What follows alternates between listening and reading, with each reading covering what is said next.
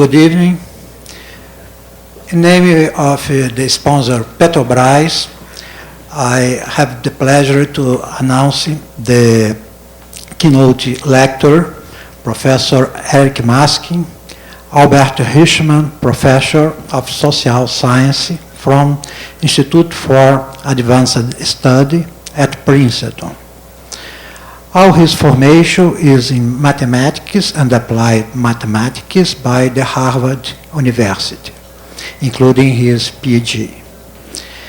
He is Nobel laureate in economics in 2007 by his breakthrough contributions to the mechanism design theory. For example, he developed the implementation theory. He has pioneering contributions in other areas of economics, such as the theory of income inequality, the intellectual property rights and patents, and political economy. He published more than 100 papers, and he is author or editor of several books. He has too many grants, awards, and fellowships to mention here. Please, Professor Eric Maskin.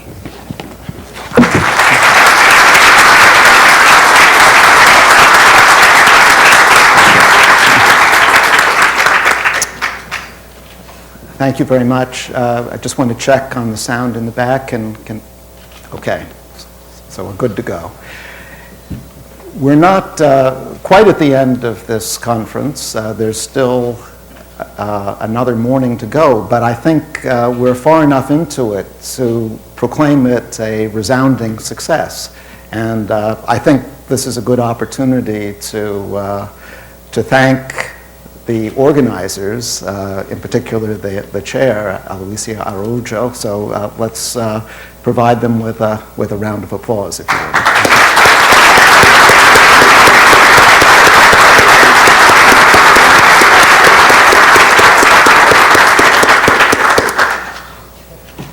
It's very late in the day, and it's been an intense day, so I will try to be brief and as much to the point as possible. I think the title explains what I want to talk about, which is strategic voting in elections. This is part of an ongoing project that I've had for some years now with Partha Dasgupta. We have several previous papers on the subject. One just came out in September in the JEEA. This particular paper, as you'll see, emphasizes strategic voting and manipulation. So I'm concerned in this talk with voting rules. More generally, with what are sometimes called social choice functions. A voting rule, or more generally a social choice function, is just a method for choosing one alternative or candidate out of many on the basis of voters' or citizens' preferences for those candidates. So think, for example, of a presidential election. There's one office to be filled, but there are a number of possible alternatives available. And some well-known examples of voting rules, these should be familiar to most of you, are first of all, plurality rule. This is the way that MPs, members of parliament, are elected in Britain. It's the way that members of Congress are elected in the United States, sometimes called the method of first past the post. And the way it works is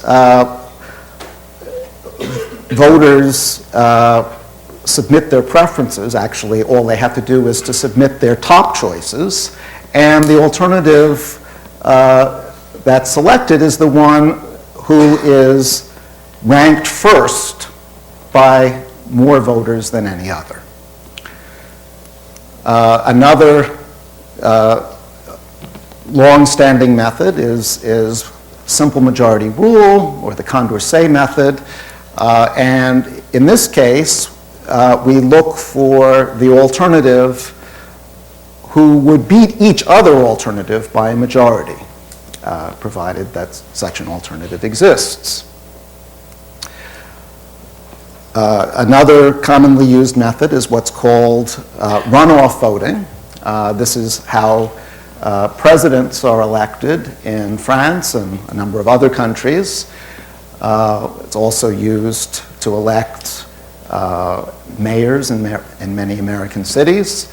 And the way that it works is that once again, each voter selects a particular alternative, or if voters are submitting an entire preference ordering, we look just at the top-ranked alternative. And if there's an alternative that gets more than 50% of the votes, then that candidate is elected. But failing that, the top two candidates go on to a runoff. And in that runoff, whichever candidate gets the most votes then is the victor, the winner. Then there's rank order voting,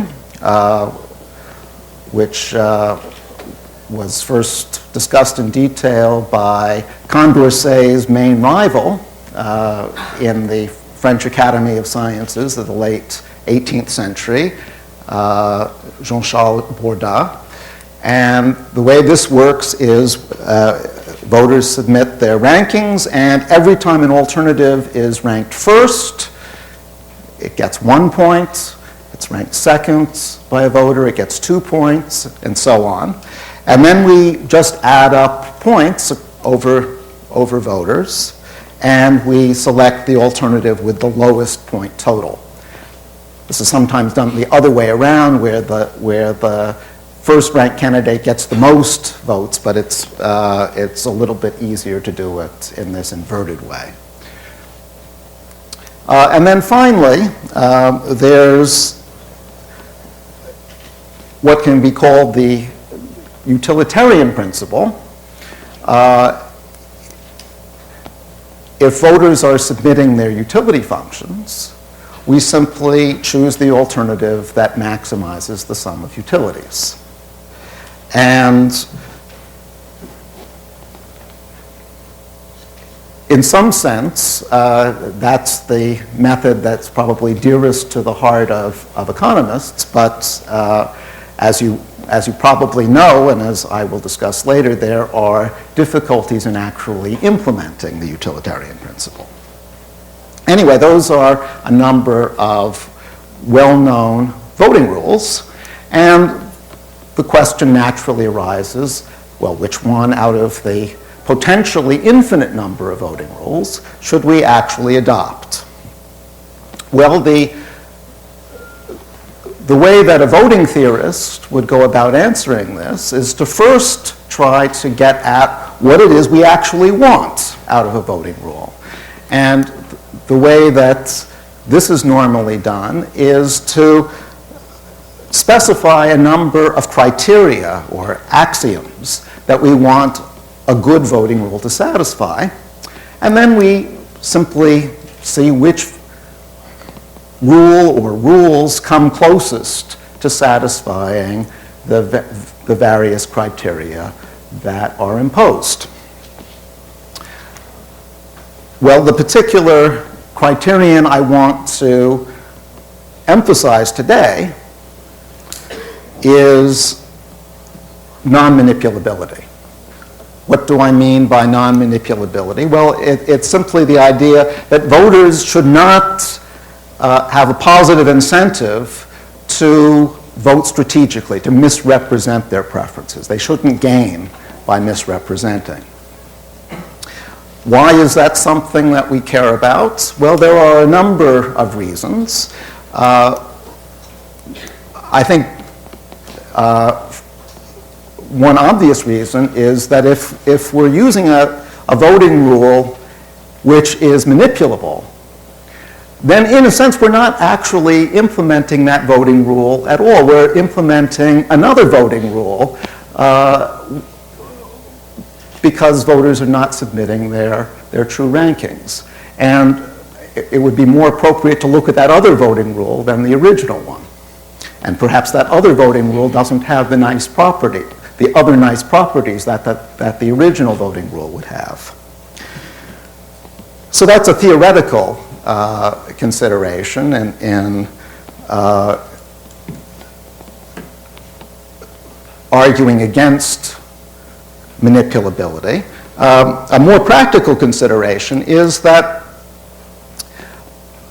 if a voting rule is manipulable, that it actually imposes a possibly quite considerable burden on the voters themselves.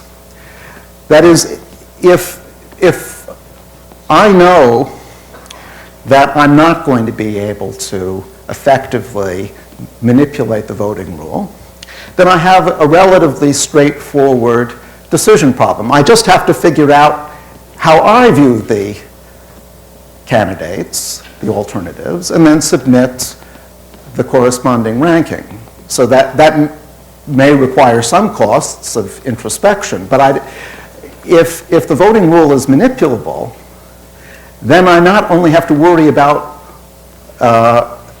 my own preferences, but I have to worry about other people's preferences too, because presumably when I manipulate, I'm reacting to whatever I expect they're going to do. So the problem is considerably more complex if a voting rule is vulnerable to manipulation. Those are two reasons to argue against manipulability. There are others, but I won't discuss them this evening. Unfortunately, there's a basic negative result on non-manipulable voting rules. This is the Gibbard-Satterthwaite theorem, which I expect many of you, probably most of you, know about. And that says, in effect, that if there are 3 or more candidates, then there's no voting rule that is always non-manipulable, at least no voting rule except for the degenerate case of dictatorial rules. A dictatorial rule is one where one individual has all the power to decide which candidate is selected, and for obvious reasons, we look unfavorably on dictatorial rules. So that's unfortunate. Still, there's a sense in which the negative message of the Gibbard-Satterthwaite theorem, I think, has been overemphasized, or at least people haven't got far enough beyond that negative message, because clearly the requirements of the Gibbard-Satterthwaite theorem are very demanding. That is, a voting rule should never be manipulable in order to pass their test. And in practice, there may be many circumstances in which manipulation, although it can occur, is unlikely to occur. And so the next question, the next natural question, it seems to me, after learning that we can't rule out manipulation all the time, is to ask, well, which voting rules are non-manipulable as much as possible? At least, which reasonable voting rules are non-manipulable most often? And that's the question that this paper tries to answer. And let me show you how we go about providing that answer. So let me set up the model. The model in most respects is completely standard within voting theory or social choice theory more generally. There's one slightly unconventional assumption, which I'll come to very soon, but I think there's good reason for that non-standard assumption. We'll start with a set of social alternatives. You can think of this set as consisting of all conceivable candidates for public office.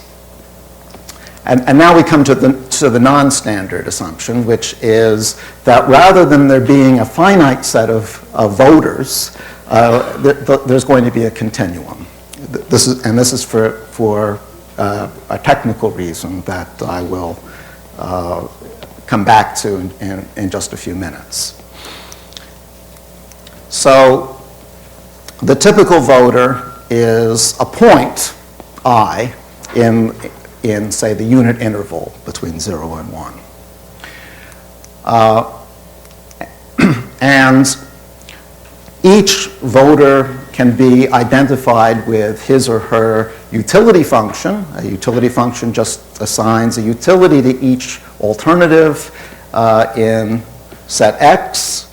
And higher numbers or higher utilities are better than lower utilities.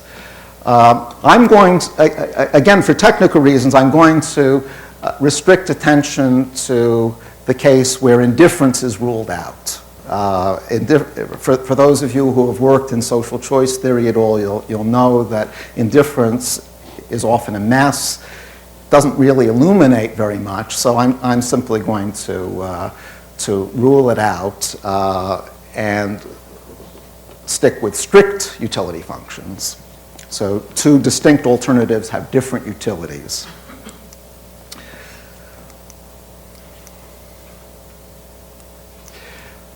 And let this set bold U sub X be the set of all strict utility functions.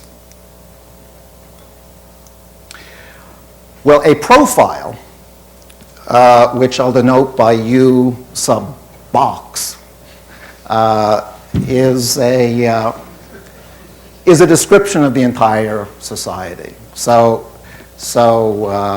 it tells us the utility functions of everybody in the unit interval. And a voting rule, or a generalized social choice function, is just a rule which assigns to every profile and every subset of X. Think of Y, a subset of X, as being the candidates who are actually running. So this is the ballot. Y is the ballot. So for each profile and each ballot, F, the voting rule, selects a winner. So that's just a choice of alternative from Y. And we can think of this as the optimal alternative, or we can think of this as the winning alternative, but whatever it is, it's a single alternative. Now, actually, this isn't quite right because I've ignored the possibility that there could be an exact tie. So suppose we were using plurality rule, for example.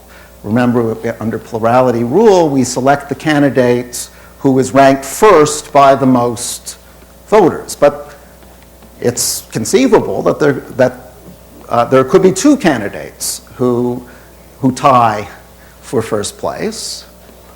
And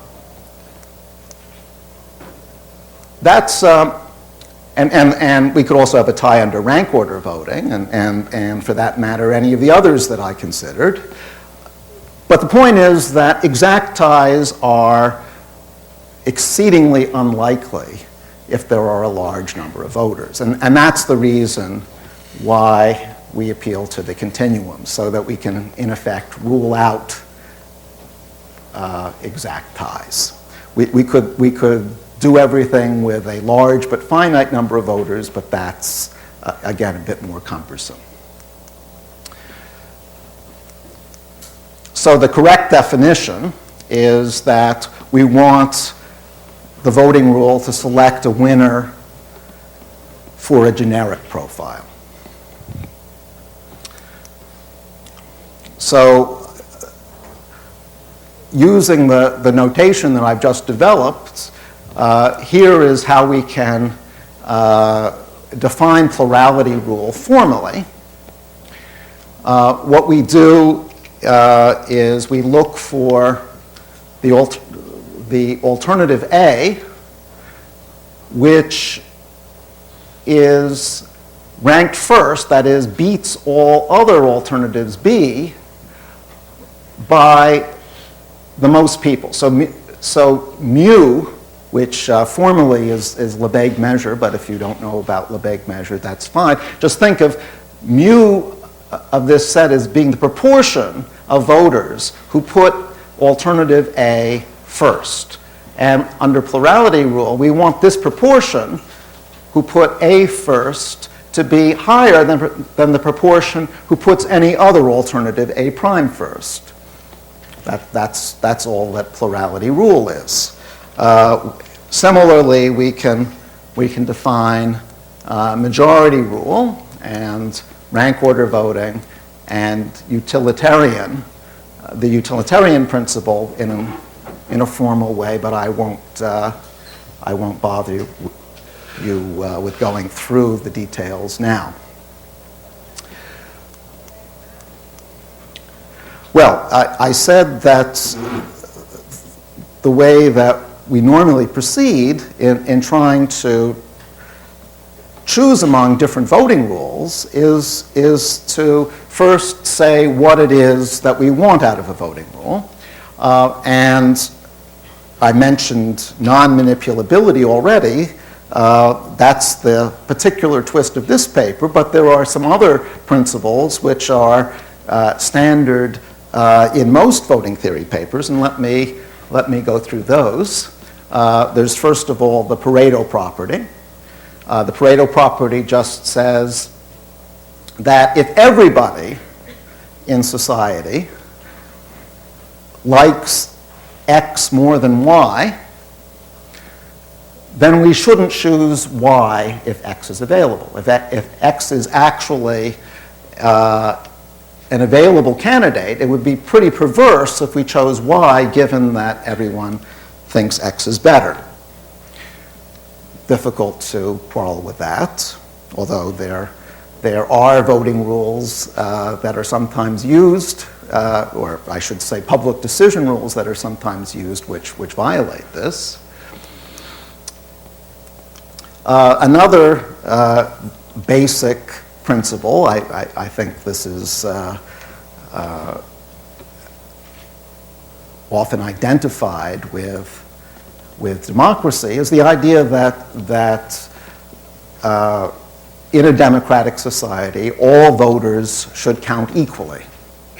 Another way of putting it is that voters' names should not matter. Only their votes matter. And so in particular, if we take a profile and now we permute the rankings in that profile so that voter I gets voter J's ranking and voter J gets voter K's ranking and so on. We just mix up who has which preference ordering. That shouldn't change the outcome because the distribution of votes is the same. That's anonymity. And basically it says that all voters are treated the same way. They're treated symmetrically. The corresponding principle for candidates is what's called neutrality. It says the candidates' names shouldn't matter. If we permute the names of the candidates, then we should permute the winning candidate in the same way. So all alternatives or all candidates are treated symmetrically. Well, all of the voting rules that I've mentioned so far and many others besides, satisfy the three properties that I just gone through: Pareto, anonymity, and neutrality. So far, our properties don't have much cutting power, but the, oh, does someone want to get rid of that box on the right? Thank you. Oh, okay, thanks.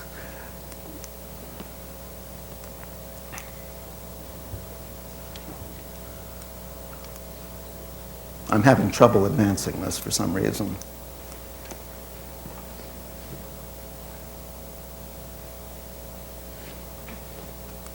There we go. So the next axiom is going to go a long way toward distinguishing among these different voting rules. Not surprisingly, it's also the most controversial, although it's very standard. But because it's controversial, at a later point in this talk, I'm going to go back and get rid of it to see what happens then. But at the moment, I'm going to impose it. I do think it has quite a compelling justification, and furthermore, it has a very good pedigree. It was proposed by Kenneth Arrow and John Nash, among others, and that's the independence of irrelevant alternatives, or in this case, the independence of irrelevant candidates. For my purposes, I could use either the Arrow or Nash formulation, and Partha and I have done it both ways, but I'm going to use the Nash formulation here. So that says that if we have a profile and we have a ballot, Y, and if X happens to be the winner under voting rule F, then if we change the ballots by getting rid of some non-winning candidates, so in particular X is still on the ballots, then we should have the same winner. X should still win the election. That's the sense in which these candidates that we've deleted from the ballot are irrelevant. And the standard justification for this axiom is the experience, is exemplified by the experience that the United States and other countries have had with spoilers. So a classic example is what happened in the presidential election of 2000 in the United States. Many of you may know that in that particular election, everything came down to the state of Florida. That is, whichever of the two main candidates, Bush and Gore, won Florida would end up winning the overall election. Bush ended up getting the most votes in Florida and was elected president. But it turned out that there was a third candidate, Ralph Nader, who was also on the ballot. And it turns out that the difference in the Bush-Gore vote count was much smaller. It was smaller by an order of magnitude than the number of people who voted for Nader. Furthermore, we know that from a number of independent sources, independent forms of evidence, we know that the overwhelming fraction of voters for Nader would have voted for Gore, if they had voted at all, had Nader not been on the ballots. So Nader almost certainly changed the outcome in Florida and therefore changed the outcome in the overall election, despite the fact that he was very much a fringe candidate. Fewer than 2% of Florida voters voted for Nader. And Nader's not the only example in recent history of an important spoiler. In the French election of 2002, Jean-Marie Le Pen may well have performed a similar effect in the contest between Jacques Chirac, who ultimately won the election, he was the incumbent, and Lionel Jospin, who was the socialist challenger, who got knocked out in the first round, but might well have actually beaten Chirac had there been a runoff between them. So I think the no spoiler argument is quite a compelling argument in favor of independence, although, as I said, I want to revisit the question of independence later on. Now,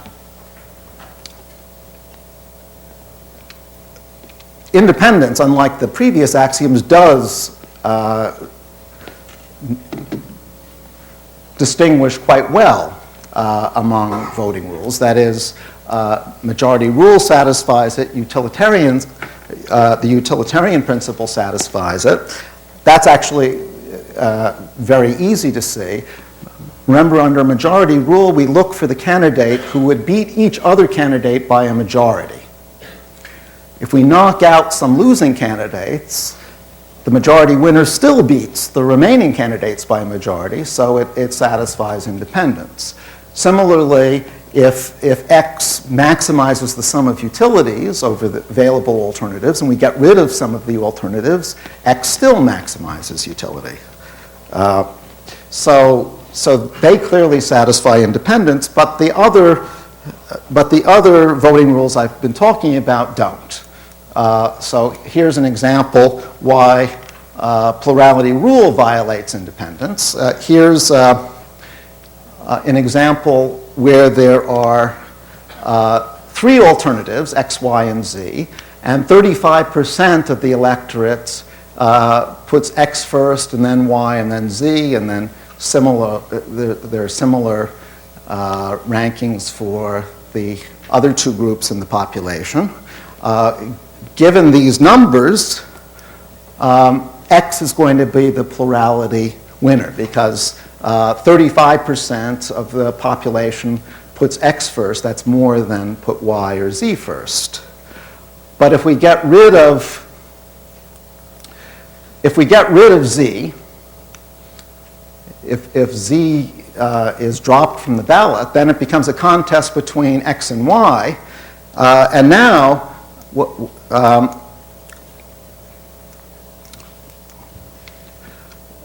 notice that these people prefer Y to X, so Y becomes the plurality winner. 65%, in fact, will put Y first. So plurality rule violates independence. And we can have a similar example, actually an even simpler example with rank order voting. Suppose that the population divides into two groups. Those who put X first, then Y, then Z, and then this other group. Now, as I've constructed the example, Y is going to be the rank order winner because although Y is put first by only 45%, it's put second by all of the remaining people. So that gives it the edge over X. But if we knock Z off the ballots, then X here moves up to second place, and that's enough to have X beat Y. So rank order voting violates independence also. And runoff voting does as well, but I won't show you that. So I've now discussed 4 out of the 5 axioms. Let me bring up the final one, which I've already mentioned, and that's non-manipulability. Non-manipulability just says that if we look at 2 profiles, U box and U box prime, where the 2 profiles are the same except for some coalition of voters, C. So coalition C is voting differently in these 2 profiles, but everyone else is voting the same. Then it better be the case that at least one of the members of C prefers X, which is selected under the unprimed profile, to X prime, which is the one that is selected under U prime, which is the manipulated profile. Otherwise, the members of coalition C have an incentive to manipulate their votes, and instead of submitting their true votes, U box, they have the incentive to submit U prime box. So non-manipulability says that coalitions should not, there shouldn't be a coalition in which all the members of that coalition gain from misrepresenting their utility functions. Well, one almost immediate application of non-manipulability is that voting rules can rely only on ordinal information, not cardinal information, and that's the problem with the utilitarian principle.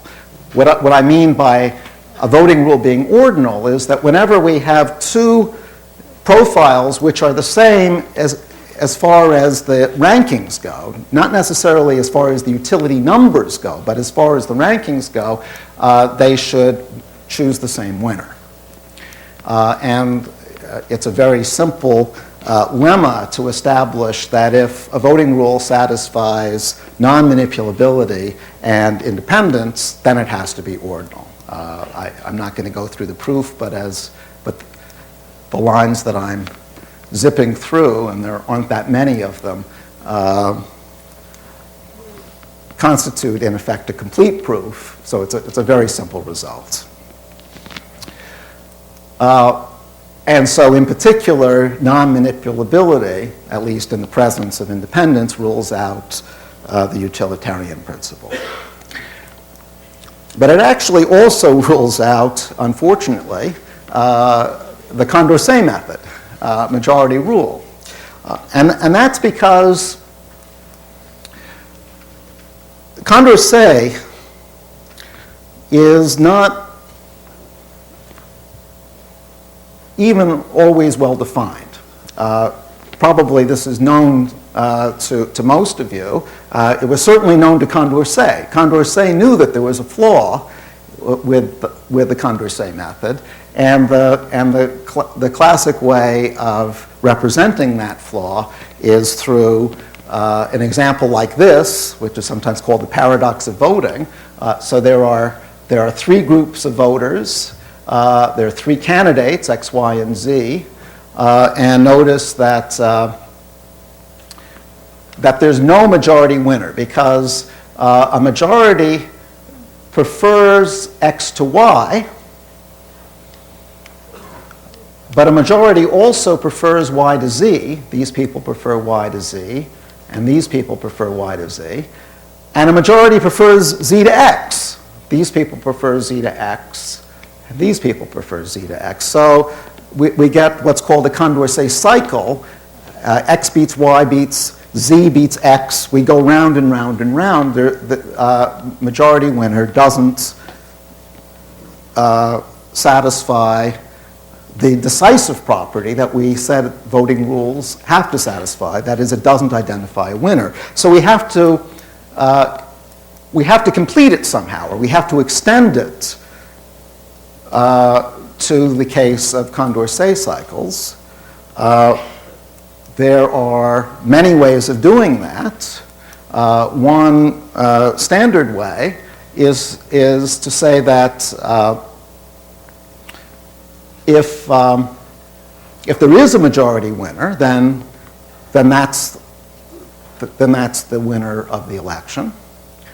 But otherwise, we'll use the board account, or rank order voting. This is called Black's method.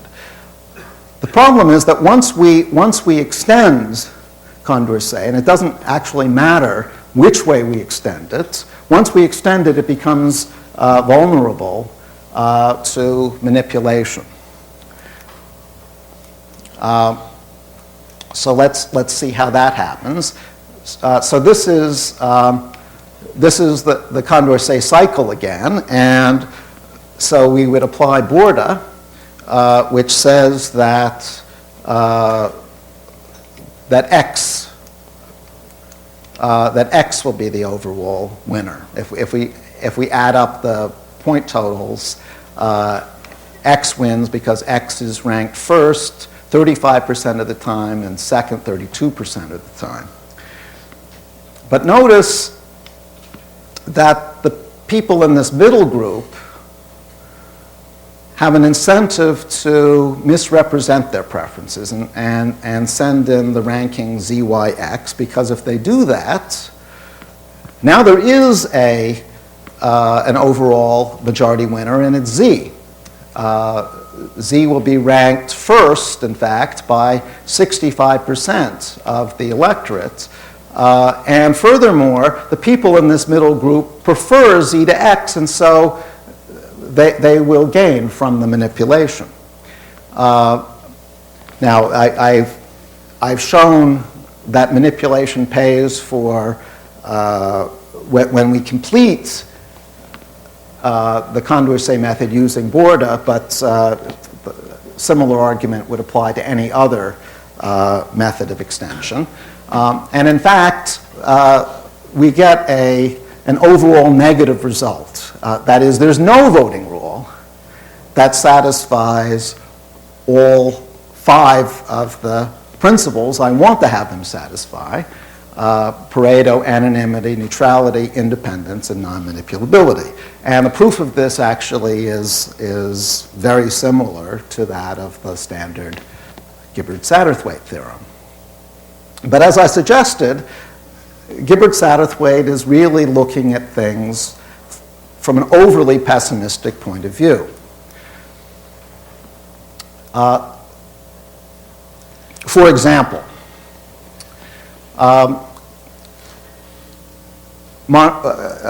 majority rule, the Condorcet method. If we can rule out Condorcet cycles, majority rule not only satisfies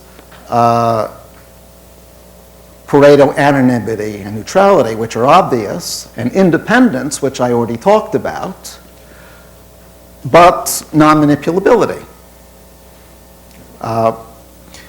If there's always going to be a majority winner, then no one, since all of the comparisons are pairwise, you never have it's never to your advantage to pretend that you like Y more than X if you really like X more than Y, because saying that you like Y more than X only helps to defeat X. Remember, under majority rule, X has to beat each other alternative. And in fact, I've talked about Condorcet cycles being a problem before. It turns out, and again, it's a fairly straightforward argument, that not only is ruling out Condorcet cycles a necessary condition for majority rule to satisfy the 5 conditions. Obviously, if there is a Condorcet cycle, we're going to run into trouble with non-manipulability. But in fact, it's also a sufficient condition for satisfying all 5 properties. And in fact, there are some well-known and in some cases quite plausible conditions which will rule out Condorcet cycles. Probably the most famous is the property of single peakness. That is, if we go back to the 2000 election where I mentioned Nader, Gore, and Bush, Nader was the left-wing candidate, if you like. Bush was the right-wing candidate. Gore was somewhere in between. And it's quite implausible that there were too many voters who would have put Bush first, then Nader, and then Gore. Or similarly, people who put Nader first were very unlikely to put Bush second. In other words, preferences in the 2000 election were almost certainly predominantly single-peaked. Single-peakedness is not the only property that rules out Condorcet cycles. There's also the idea that there be at least, there's also the idea that if there's at least one candidate who is strongly felt, I'll explain what I mean by that in a minute, that will also rule out Condorcet cycles. So I mentioned that in the 2002 French election, there were three candidates who got most of the attention, Chirac, Jospin, and Le Pen.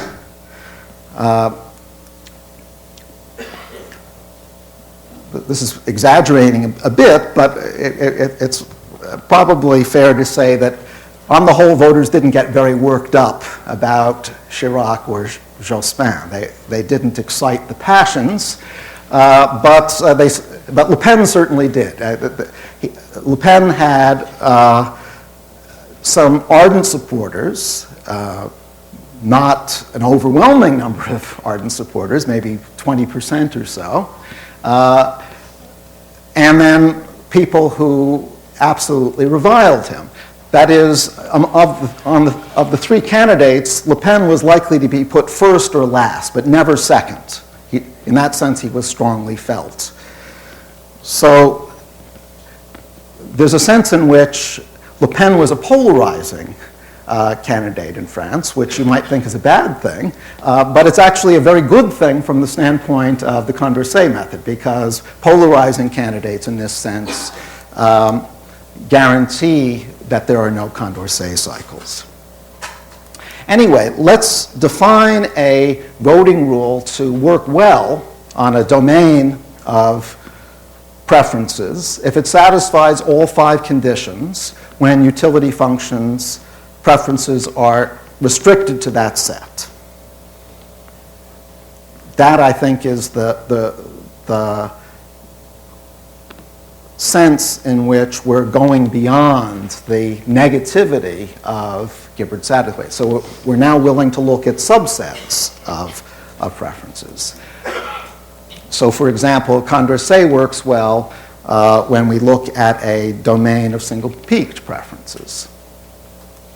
And now we come to there are 2 results in this paper. The first result says that basically, Condorcet, majority rule, dominates all other voting rules in the following sense. Take any voting rule at all and suppose that it happens to work well for a particular domain of preferences. Well then, Condorcet must also work well for that same domain. And conversely, if Condorcet works well on some domain, and this other voting rule differs from Condorcet, at least some of the time, then we can find a domain where Condorcet works well and the other voting rule doesn't. So in other words, take any voting rule. If it happens to work well some of the time, Condorcet will also work in those cases. And furthermore, there will be cases where Condorcet works well and the other voting rule doesn't. So there's a strict domination that Condorcet has over all other voting rules. I am not going to trouble you with the proof of this, but actually, really all you have to do is to apply the result from our recently published paper, if you happen to have seen that. It's a simple application of the argument there. I'm going to skip over the proof.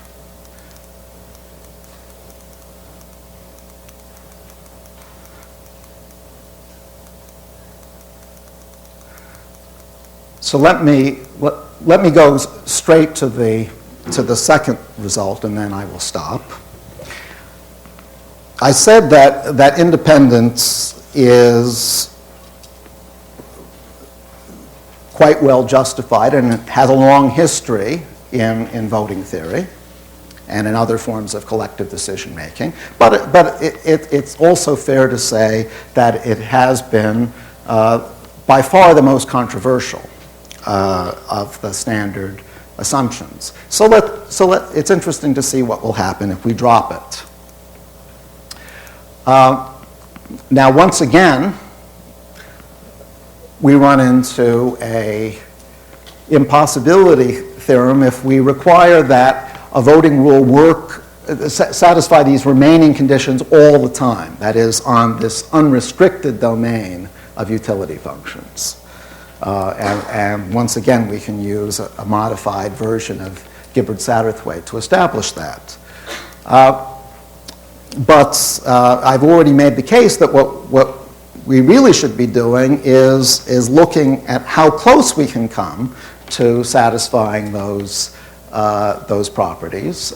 So let's say that a voting rule works nicely for a restricted domain of preferences if it satisfies the four remaining properties.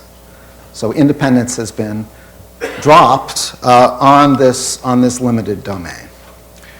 And now we come to the second theorem, which so far has been established only for the case of three candidates, but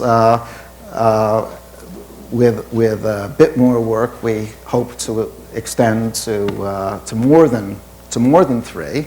It's probably going to require some mild additional assumptions, but three candidates, I think, is already interesting because so many elections turn on the effect of a Ralph Nader or a Jean-Marie Le Pen.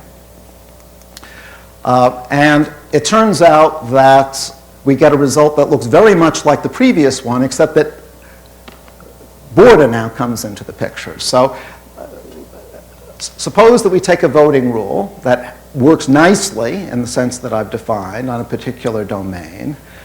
Then either Condorcet or BORDA must also work well on that same domain.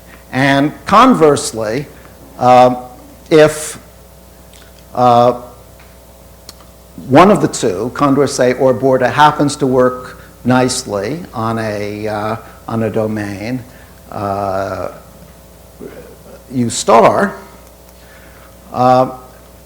and our alternative voting rule F differs from Condorcet or BORDA, at least some of the time, on this domain U star.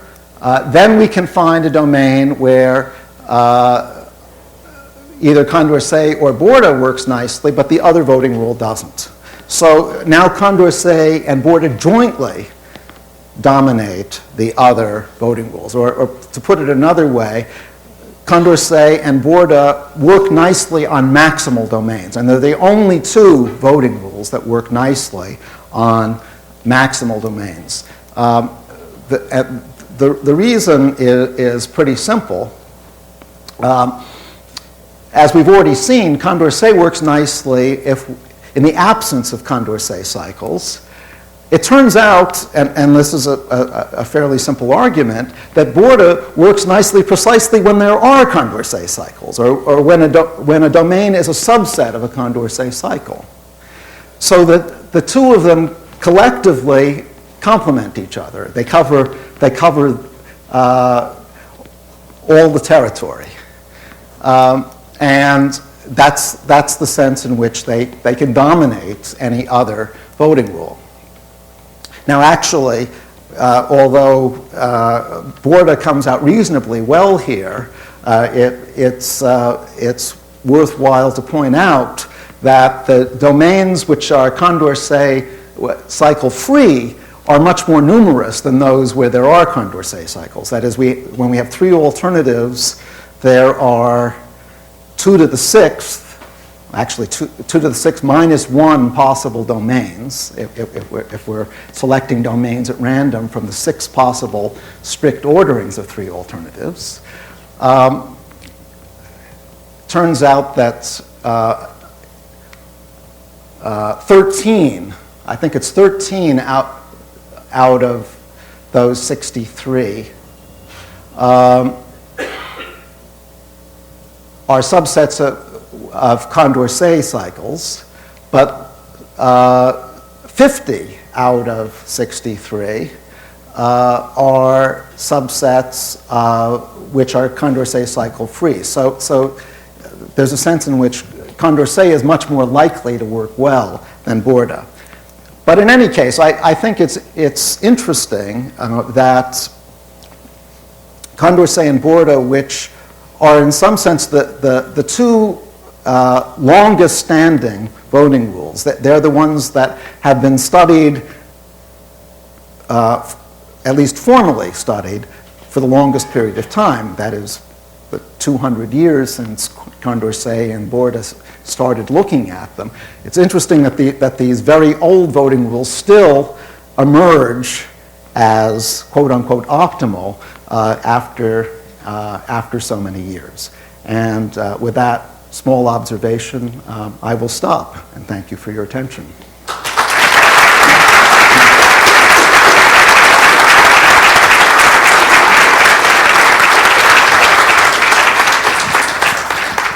Questions?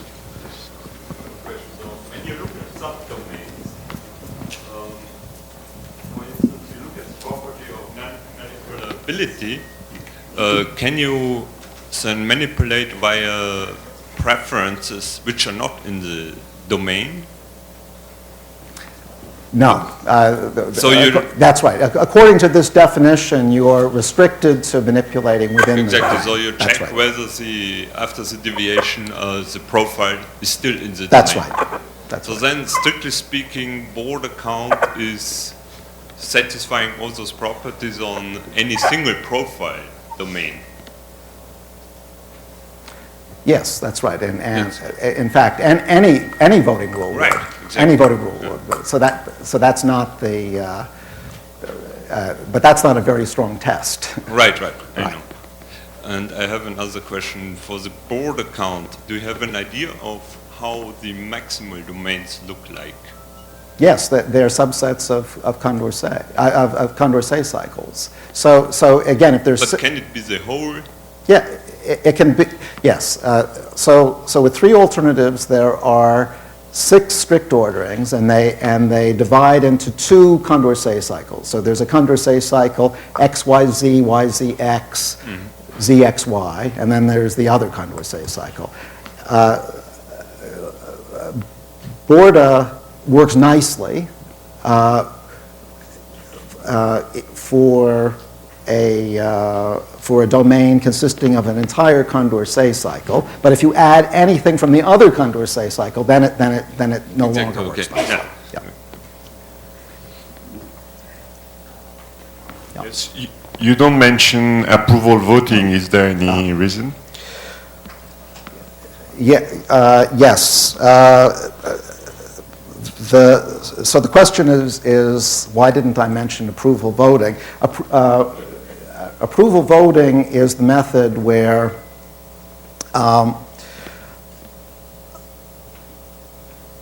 if you think of voters submitting rankings, they also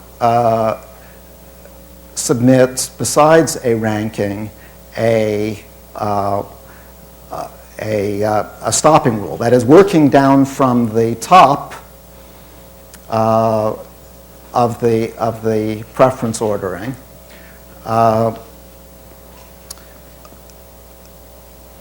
If you're an approval voter, you have to say how many candidates actually get approved. So if there are 5 candidates running, then you might approve 2 of them, the top 2, or you might approve 3 of them, you might approve 4 of them. That, strictly speaking, doesn't fall within the framework I've shown you, because in my framework, voting rules are defined entirely in terms of preference rankings, and that's not enough to define approval voting. You also have to specify the stopping rule. Now, it turns out that if we look at a generalization of voting rules where we allow for stopping rules as well, exactly the same results obtain. But the argument is more complicated. The first result is no longer just an application of Partha's and my earlier result. You need a more complex argument.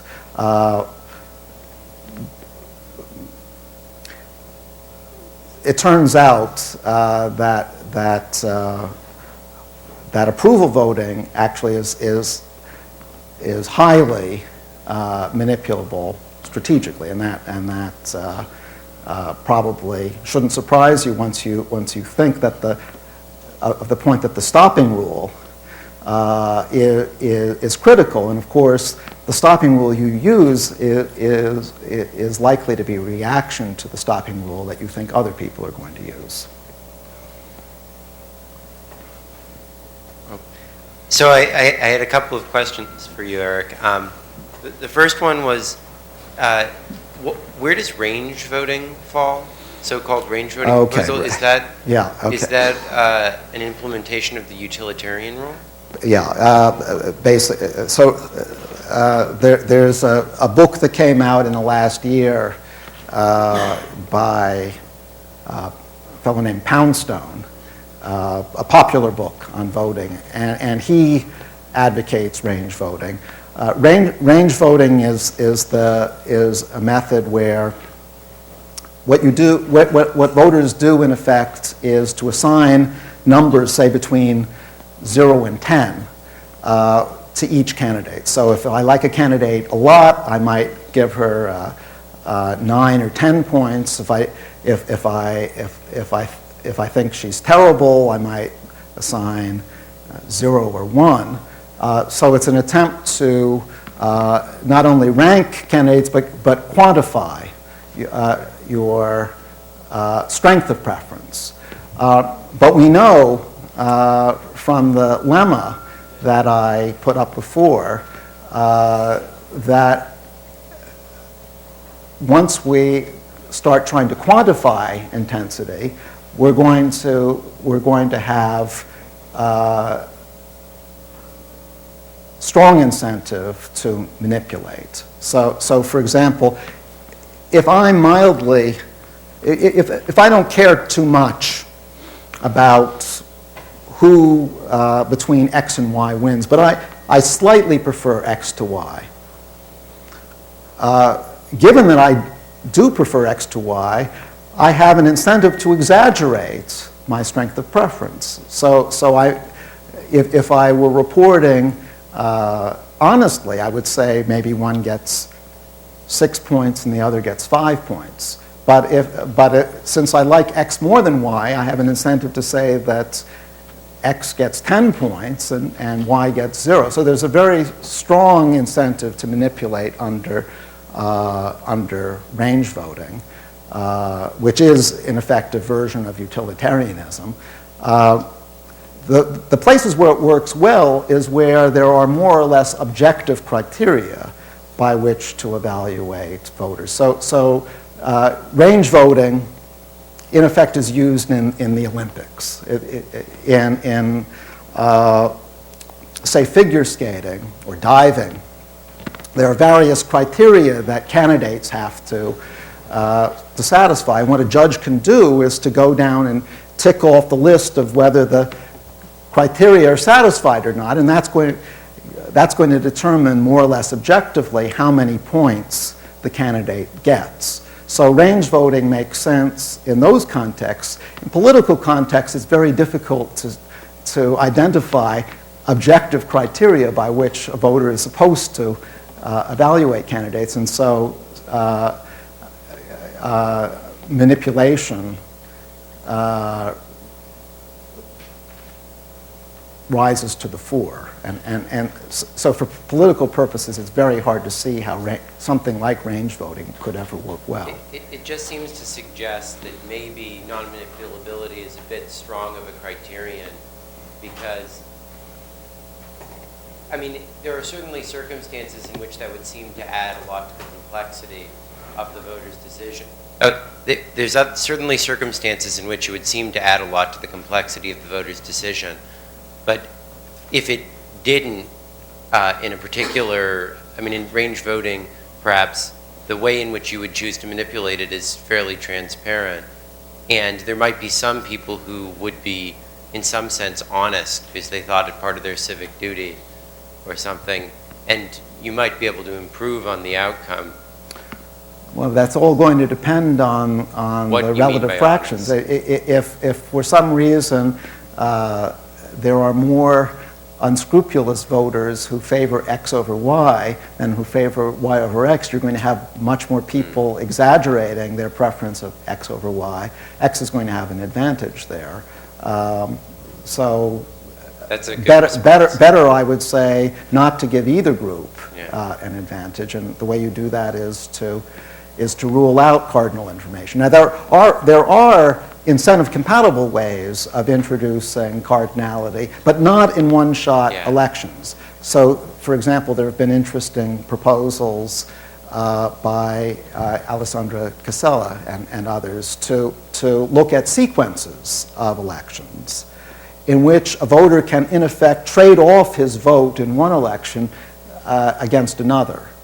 And that's a way of making incentive-compatible one's revelation of intensity. If I don't care very much about the current election, or the current issue at stake, but I care a lot about the next one down the line, I might decline to vote now or transfer my vote to the next election. That'll be incentive compatible. But in a one-shot election, there's no way of getting incentive compatibility consistent with intensity. And I had a second just clarifying question. When you talked about strongly felt candidates, are you saying that if we just add to an election a new candidate who everyone votes last, that will be enough to remove Condorcet cycles, or did I misunderstand what you're formally saying? speaking, by a strongly held candidate, I mean that for every triple of alternatives, for every triple of alternatives, there is one who is strongly felt. That's enough to rule out Condorcet cycles. Questions? Okay, thank you very much. Thank you.